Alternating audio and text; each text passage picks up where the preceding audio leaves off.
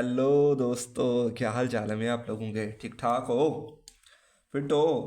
यार आज ना हमने स्टार्ट करनी है न्यू एक्सरसाइज 11th क्लास की मैथमेटिक्स की। बहुत इजी है, बहुत ही आसान सी है, इतना कॉम्प्लेक्स नहीं है। आप उनको जो सवाल है आप इजीली स्टडी कर सकते हैं। ठीक है, एक आपके पास आल फंक्शन वाला कैलकुलेटर होना चाहिए और थोड़ी सी कॉमन सेंस है। इसमें बेसिकली 6 फार्मूले यूज़ होंगे। ठीक है, लेकिन जो 3 है, अगर आप 3 याद कर लेते हैं तो बाकी 3 भी आप याद कर लेंगे, उनको अंडरस्टैंड कर लेंगे। ठीक है, बहुत आसान से फार्मूले। मैं अभी आपको समझाता हूँ कि क्या करना है आपने। वो कह रहा है इसकी वैल्यू फाइंड करनी है आपने। ठीक है, साइन 15 की। लेकिन जो 15 डिग्री है उसको आपने हमेशा ऐसे लिखना है, 45 माइनस 30 तो 15 ही आएगा ना। और अगर 105 डिग्री होगा तो आपने उसको क्या लिखना है, 60 प्लस 45। तो ये क्या मतलब हो गया, 60 डिग्री प्लस 45 तो कितना होगा, 105 डिग्री। स्टार्ट करते हैं, बहुत आसान सवाल है। और यहाँ पर एक और चीज़ लिख दें यार, आप लोगों की आसानी और हेल्प के लिए। Very very important, very very important short question for all the boards. जितने भी बोर्ड्स हैं, पंजाब बोर्ड की बात कर रहे हैं तो यहाँ उसमें सवाल अक्सर आ जाता है शॉर्ट क्वेश्चन। ठीक है, नोट कर लें। अब साइन 15 डिग्री है, इसको क्या लिखेंगे, साइन 15 डिग्री को क्या लिखना था आपने, 45 माइनस 30। ये तो दे दी उसने हिंट, ये तो दे दी थी उसने हिंट कि 15 डिग्री को भैया आपने ऐसे लिखना है। और हमें पता भी चल रहा है कि 45 में से 30 माइनस करेंगे तो क्या आएगा, 15 ही आएगा। अब आपने एक फार्मूला पढ़ा होगा 10.1 में, भी पढ़ा आपने, वहाँ पर ऐसे सवाल डायरेक्ट हो जाते थे। और 10.1 से पहले ये फार्मूले लिखे गए हैं, आपके 6 फार्मूले हैं। Sine of alpha plus beta, sine of alpha minus beta, cos of alpha plus beta and then cos of alpha minus beta. इसी तरीके से 10 वाले भी हैं। ठीक है, अभी स्टार्ट करते हैं। जो फार्मूला हमारे पार्ट में इस्तेमाल हो रहा होगा हम उसको अंडरस्टैंड कर लेंगे। ठीक है, अगर इस 45 डिग्री को मैं कहूँ बीटा, नो सॉरी एल्फा, और दूसरे को कह दूँ मैं बीटा, तो मेरा फार्मूला किस तरीके से ओपन होगा। ठीक है, ये अब हमने देखना है। ठीक है, बहुत आसान है यार। यहाँ पर ये है sine of alpha minus beta, तो लिखते होते हैं हम पहले साइन ऑफ एल्फा, मतलब साइन ऑफ एल्फा, एल्फा की जगह क्या आ जाएगा 45। फिर लिखते होते हैं हम कॉज ऑफ बीटा, बीटा की जगह क्या आ जाएगा 30 डिग्री। अब यहाँ पर क्या है माइनस, तो साइन में अगर माइनस है तो क्या आता है माइनस ही। फिर क्या आएगा, फिर आएगा कॉज ऑफ एल्फा और फिर साइन ऑफ बीटा, बीटा की जगह 30 डिग्री।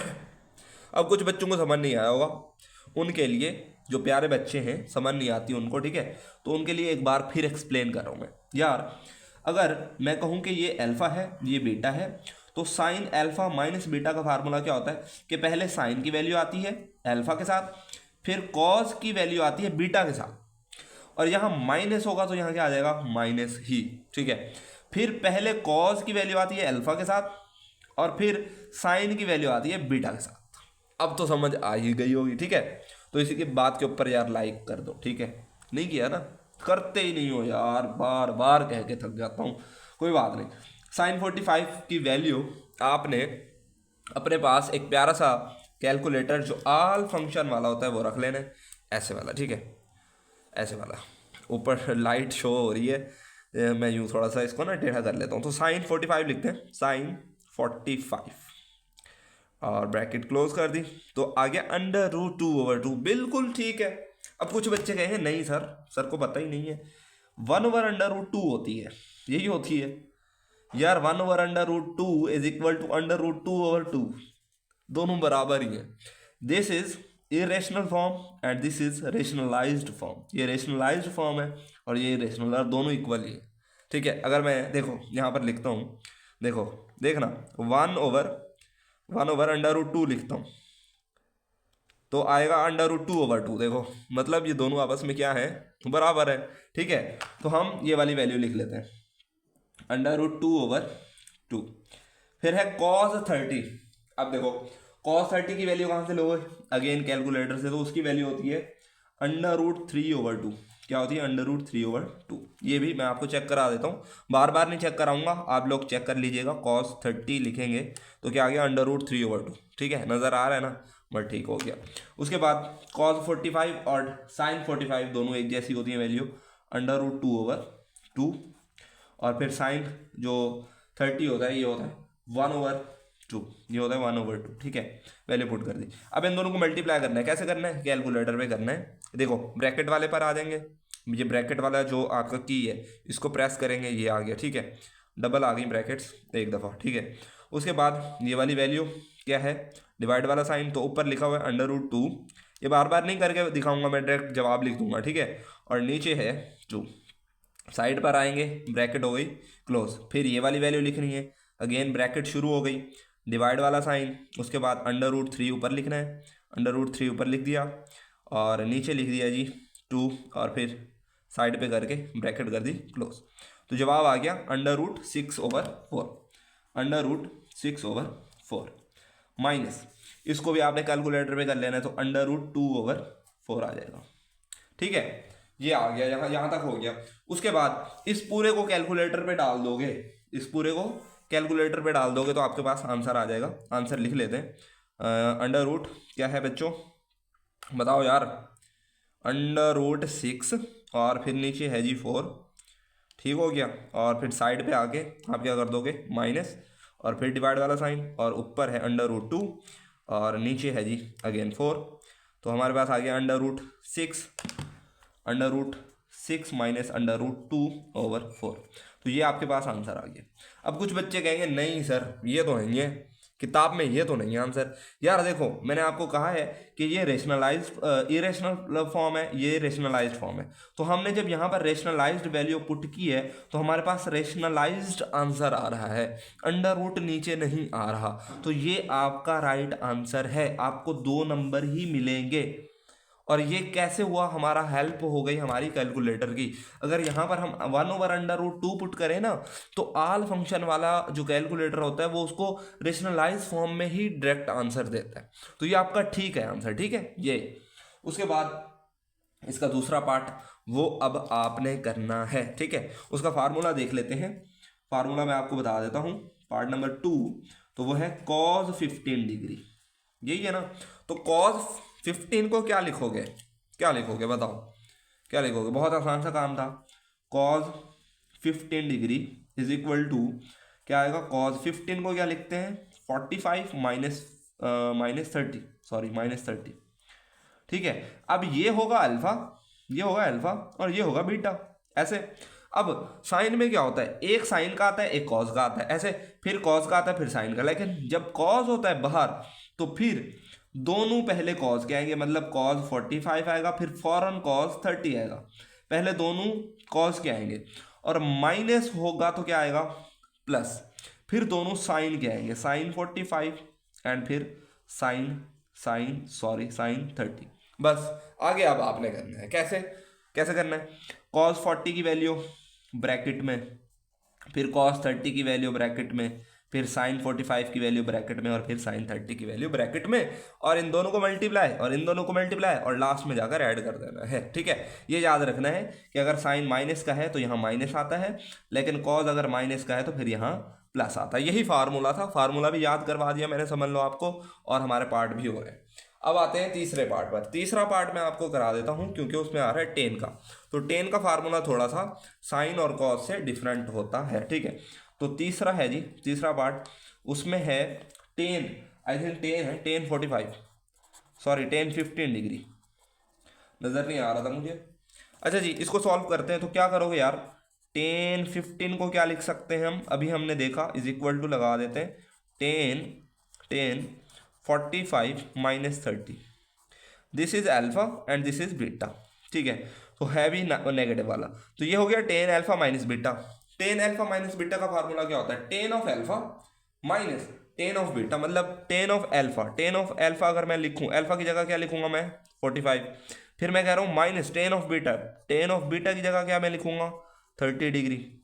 ओके हो गया, फिर लिखता हूँ मैं 1, ये फार्मूला है। ठीक है, 1, फिर लिखता हूँ मैं प्लस, फिर लिखता हूँ टेन अल्फा फिर मल्टीप्लाई ही tan beta. Tan alpha, alpha 45 है, बीटा 30 है, ठीक है। ये फार्मूला था, हमने पुट कर दिया विद वैल्यू। और अब हम क्या करेंगे, अब इसके ऊपर जस्ट हम कर देंगे कि वैल्यूज पुट करेंगे और हमारे पास आंसर आ जाएगा। बहुत आसान सा है, अभी करते हैं। और ये याद रखना है, अगर टेन अल्फा माइनस बीटा तो ऊपर माइनस आएगा और नीचे क्या आएगा, प्लस। अगर यहाँ पर प्लस होगा तो ऊपर प्लस आएगा और नीचे माइनस आएगा। तो टेन 45 की वैल्यू यार आपने कैलकुलेटर की हेल्प ले लेनी है। यहाँ लिखना है टेन 45 इज इक्वल टू करना है तो 1, तो मतलब टेन 45 की जगह आ गया 1 माइनस, फिर टेन थर्टी की वैल्यू ले लेते हैं। टेन 30 की वैल्यू होती है √3/3।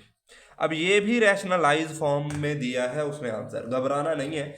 आपको टीचर्स ने ये याद कराई होगी, ये कराई ना, ये और √3/3 दोनों जो है एक जैसी ही है, शक्ल डिफरेंट है, मतलब वैल्यू एक ही है, ठीक है। और नीचे आ गया डिवाइड, ये आ गया 1 प्लस ये क्या होता है 1 ही होता है, 1 आ गया। और ये अगेन √3/3 आ गया, ठीक है। तो 1 माइनस √3/3। अब ये क्या करेंगे यार, हम इसका एलसीएम ले लेंगे। तो क्या आएगा हमारे पास 3 माइनस √3/3 इसका, ठीक है। इसको आपने कैलकुलेटर पे कर लेना है, वैसे मैं आपको करके दिखा देता हूँ कैसे करना है। आपने देखो 1 लिखना है, फिर माइनस आ गया, फिर डिवाइड वाला साइन आ गया, ऊपर आ गया √3 आ गया और नीचे आ गया आपके पास सिर्फ 3। आई होप आपको नज़र आ रहा होगा। इज इक्वल टू करते हैं तो क्या आया 3 माइनस √3/3। अब इसको भी आपने कैलकुलेटर पे करना है, तो ये आएगा 3 प्लस √3/3। तो ये 3 से 3 कट जाएगा, 3 माइनस √3/3 प्लस √3। अब ये आपका आंसर है, ठीक है। ये आपका आंसर आ गया। किस फॉर्म में आया है, ये आपका रेशनलाइज्ड फॉर्म है ये। और अगर इरेशनल में निकालेंगे तो फिर वो आपका जो है दूसरा बनेगा। कौन सा बन सकता है, हम क्या कह सकते हैं, इरेशनलाइज फॉर्म, ठीक है। ओके हो गया। या इससे और भी आगे आप कर सकते हैं। वैसे देखो मैं आगे वैसे बता देता हूँ, अगर थोड़ा बहुत कि नीचे अंडर रूट आए ही ना तो क्या करोगे, 3 माइनस √3/3 प्लस √3, तो मल्टीप्लाई कर दोगे 3 माइनस √3 से और फिर डिवाइड भी कर दोगे उसी से। करते होते हैं ना ये तो बेसिक मैथ है, ये तो 8-9 क्लास की मैथ है। ये आप करते होते थे कि प्लस होता था तो माइनस वाले से मल्टीप्लाई और डिवाइड कर देते थे।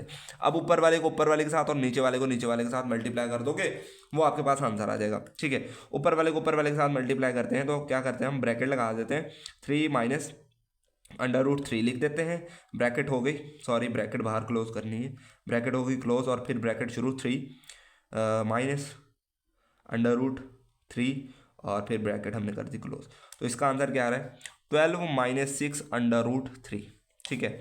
और अब इन दोनों को भी आपने क्या कर देना है, मल्टीप्लाई। ये एक दफ़ा प्लस में है और एक वाला माइनस में है, इसको भी आपने ऐसे ही कैलकुलेटर पे मल्टीप्लाई करना है। तो इसका आंसर आएगा 6, क्या आएगा 6 इसका, ठीक है। चेक कर लेना आप लोग। उसके बाद इसको पूरे को डिवाइड करेंगे तो ये आएगा 2 माइनस √3, ये आंसर आएगा, ठीक है। ये भी वैसे बना सकते हो लेकिन इससे आगे यार ये सॉल्व होता है क्योंकि नीचे अंडर रूट नहीं आना चाहिए, इस वजह से हमने इसको आगे सॉल्व कर लिया है। ये आंसर आएगा आपका, ठीक है। ओके हो गया। अब जो है, अब बाकी जो आपके पार्ट्स हैं वो अब आपने करने हैं। कैसे करने हैं मैं आपको हिंट दे देता हूँ। चौथा पार्ट देखें, बिल्कुल चौथा पार्ट, चौथा है जी साइन ऑफ 105। अब 105 को क्या लिखोगे यार, आप लिखोगे साइन 105 को लिखोगे 60 प्लस 45, ठीक हो गया। अब ये क्या होगा अल्फा और ये क्या होगा बीटा, तो साइन अल्फा माइ प्लस बीटा। अब साइन में एक साइन का चलेगा एक कॉस का, मतलब पहला जो है साइन अल्फा आएगा फिर कॉस बीटा आ जाएगा। और देखो यहाँ पर क्या है प्लस, तो यहाँ पर क्या आएगा माइनस, सॉरी प्लस आएगा। कॉस में मिक्स हो गया यार थोड़ा, एक मिनट बताता हूँ आप लोगों को, कन्फ्यूजन हो रही है। अगर साइन में माइनस हो तो माइनस आएगा और अगर प्लस होगा तो प्लस ही आएगा, ठीक है। फिर कॉस आ जाएगा और फिर साइन आ जाएगा। इसी तरीके से अगर कॉस का हो, कॉस 105 हो तो उसको क्या लिखेंगे यार हम, कॉस 60 डिग्री और प्लस 45 डिग्री, ठीक है। नज़र आ रहा है ना, तो कॉस है, कॉस में पहले दोनों कॉस के आएंगे, देखो कॉस फिर कॉस, ठीक है। और देखो यहाँ पर माइनस है तो क्या आ रहा है प्लस। यार ये होमवर्क है, होमवर्क समझते हो ना, असाइनमेंट है आप लोगों के। अगर मैं सारे आपको करा दूँ, कॉपी पेस्ट आप लोग कर लोगे तो आपके अंदर वो स्किल नहीं आएगी क्वेश्चन प्रॉब्लम सॉल्विंग की। आप कहोगे यार ये भी समझा दो, ये भी समझा दो, ये भी, तब आप कर पाओगे। न्यू क्वेश्चंस मेथड वही है, फार्मूला वही है, जस्ट वैल्यूज 60 और 45 आ रही हैं। यहाँ पर क्या था 45 और 30, बस यहाँ पर माइनस था, यहाँ पर प्लस है, बाकी सारा कुछ वही है। आप साइन 60 की वैल्यू लोगे, साइन 45 की वैल्यू लोगे, बस वो काम करना है। इसी तरीके से टेन वाला है। अगर मैं यहीं पर इसको एग्जाम्पल ले लेते हैं। अगर यहाँ पर 105 हो तो क्या लिखेंगे, यहाँ पर 60 और यहाँ पर क्या लिख देंगे 45, और बीच में आएगा प्लस, क्योंकि 60 + 45 105 होता है। आई होप कि तमाम बच्चों को समझ में आ रहा होगा यार, बहुत ईजी तरीके से मैं आपको समझा रहा हूँ, एक एक चीज़ एक्सप्लेन कर रहा हूँ, ठीक है। उसके बाद अगर यहाँ पर प्लस हो, क्योंकि यहाँ पर 60 + 45 होगा ना, ठीक है, तो फिर यहाँ पर प्लस आएगा और यहाँ पर क्या आ जाएगा माइनस, बस 45 की जगह 60 आ जाएगा और 30 की जगह 45 आ जाएगा। बाकी वैल्यूज तो आपने कैलकुलेटर पर ले लेनी है। ओके, 15 मिनट के अंदर यार हमने एक सवाल किया है, बहुत ही बढ़िया सवाल किया है, बहुत ही आसान से सवाल किए हैं, इजी मेथड के अंदर किए हैं, और आई होप आपके इस क्वेश्चन में एनुअल पेपर में नंबर नहीं कटेंगे अगर आप दोस्तों को शेयर करते हो तो ठीक है, और खूब प्रैक्टिस भी करते हो तो यार नहीं कटेंगे, ठीक है। और एक और बात जो बहुत इंपॉर्टेंट है, बहुत ही ज़्यादा इंपॉर्टेंट है, किसी भी तरक्की याफ्ता ममालिक के अंदर, कंट्रीज़ के अंदर ये मैथमेटिक्स नहीं पढ़ाई जाती first year second year classes में, ठीक है, बहुत ही बेसिक्स ही पढ़ाई जाती है, ये कहीं भी आपको रियल लाइफ में काम नहीं आएगी। तो आप ऐसे एजुकेशनल सिस्टम के बारे में क्या कहना चाहते हैं, ठीक है।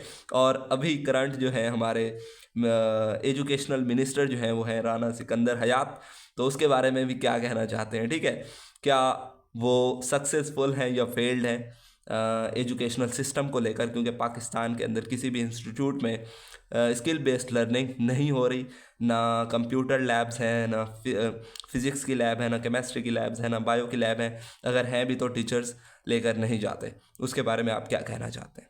ओके बच्चों, अल्लाह हाफिज़।